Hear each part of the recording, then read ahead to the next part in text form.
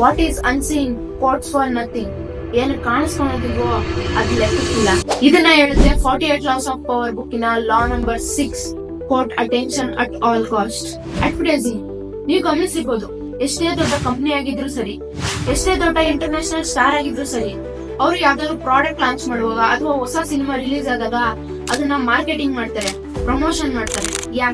ಯಾಕಂದ್ರೆ ಜನಗಳಿಗೆ ಆ ಪ್ರಾಡಕ್ಟ್ ರಿಲೀಸ್ ಆಗಿದೆ ಅಥವಾ ಸಿನಿಮಾ ರಿಲೀಸ್ ಆಗಿದೆ ಅಂತ ಗೊತ್ತಾದ್ರೇನೆ ಅವ್ರು ಅದನ್ನ ತಗೊಳ್ಳೋದು ಅಥವಾ ನೋಡೋದು. ಸೊ ನಿಮ್ ಹತ್ರ ಎಷ್ಟೇ ಒಳ್ಳೆ ಟ್ಯಾಲೆಂಟ್ ಇದ್ರು, ಎಷ್ಟೇ ಒಳ್ಳೆ ಕ್ವಾಲಿಟಿ ವ್ಯಾಲ್ಯೂಬಲ್ ಪ್ರಾಡಕ್ಟ್ ಇದ್ರು, ನೀವ್ ಅದನ್ನ ತೋರಿಸ್ಕೊಂಡಿಲ್ಲ ಅಥವಾ ಮಾರ್ಕೆಟಿಂಗ್ ಮಾಡಿಲ್ಲ ಅಂತಂದ್ರೆ ಅದಕ್ಕೆ ಯಾವ್ದೇ ಬೆಲೆ ಇರಲ್ಲ. ಪತಂಜಲಿ 2006 ಇಂದಲೂ ಮಾರ್ಕೆಟ್ ಅಲ್ಲಿ ಇದೆ, ಆದ್ರೆ ಅದು ಪಾಪ್ಯುಲರ್ ಆಗಿದ್ದು 2014 ಆದ್ಮೇಲೆ.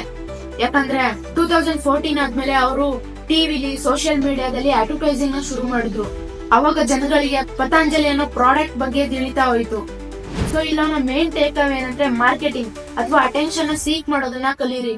Remember, very good product can also fail if proper marketing is not done.